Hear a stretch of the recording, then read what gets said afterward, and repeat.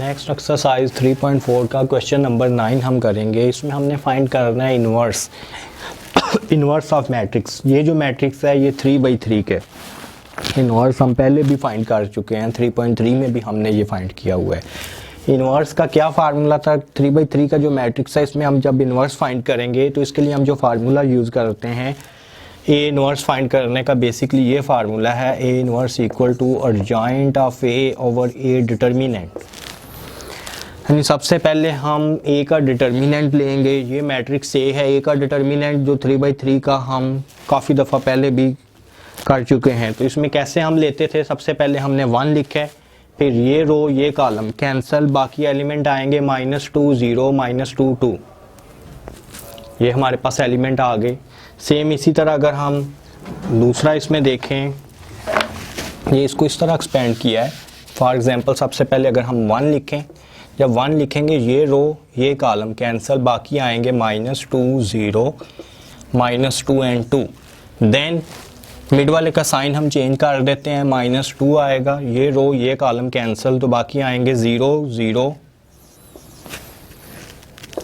-2 and 2।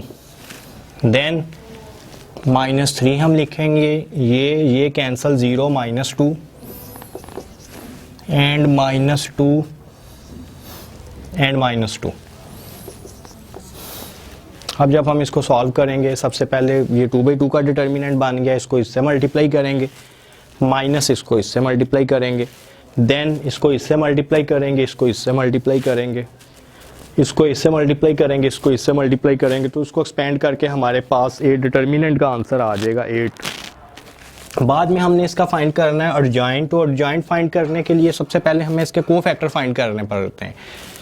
ये इसके cofactor हैं A11 A12 A13 A21 A22 A23 A31 32 and 33।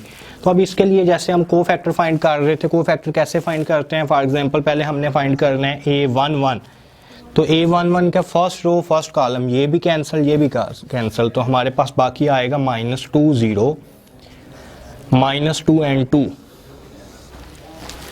तो जब हम इसे सॉल्व करेंगे तो ये आएगा -4 -0। अब हम ये यूज़ करते थे A11 ने, तो 1 को हम 1 में ऐड करेंगे तो इवन नंबर आएगा। तो इसके बाहर जो हम साइन यूज़ करते हैं वो प्लस का, ओड आए तो हम माइनस का साइन यूज़ करते थे, इवन आए तो प्लस का साइन यूज़ करते। तो सेम इसी तरह इसमें हमने यूज़ साइन प्लस का किया है, तो ये हमारे पास -4 आ गया, तो ये इसका पहला कोफैक्टर आ गया। देन A12, जब A12 फाइंड करेंगे, ये रो ये कॉलम कैंसिल, बाकी आएगा 0 0 -2 एंड 2। तो अगर हम 0 को 0 से मल्टीप्लाई करें तो हमारे पास 0 आएगा। साइन जो है 1 2 ओड है, तो इसमें साइन हम नेगेटिव यूज़ करेंगे, लेकिन 0 के साथ माइनस हो या प्लस हो तो वो एज इट इज़ 0 ही रहेगा। फिर हमने A13 A21 A22 A23 same इसी फैक्टर के साथ ये फाइंड किए हुए हैं। नेक्स्ट जो एडजॉइंट का फार्मूला हम यूज़ करते हैं, एडजॉइंट हम इस तरह फाइंड करते थे, एडजॉइंट लेते थे कोफैक्टर का ट्रांसपोज। यानी सबसे पहले हम कोफैक्टर लेंगे, फिर हम उसका ट्रांसपोज लेंगे। तो कोफैक्टर तो हमने ये फाइंड कर लिए हैं, नेक्स्ट हम क्या कर रहे हैं, इसका ट्रांसपोज ले रहे हैं।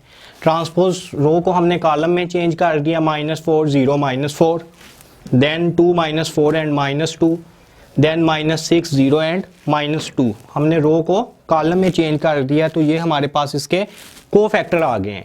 तो नेक्स्ट हमने ए इन्वर्स फाइंड किया। तो ए इन्वर्स कैसे आया? एडजॉइंट को हम उसके डिटर्मिनेंट से डिवाइड कर रहे हैं। एडजॉइंट हमारे पास ये आया है एडजॉइंट, और ये डिटर्मिनेंट की वैल्यू आई है 8, तो हर वैल्यू को हम 8 से डिवाइड कर रहे हैं। -4/8, 2/8, -6/8, 0/8, -4/8, 0/8, -4/8, -2/8 एंड -2/8। तो ये हमारे पास इसका इन्वर्स आ गया।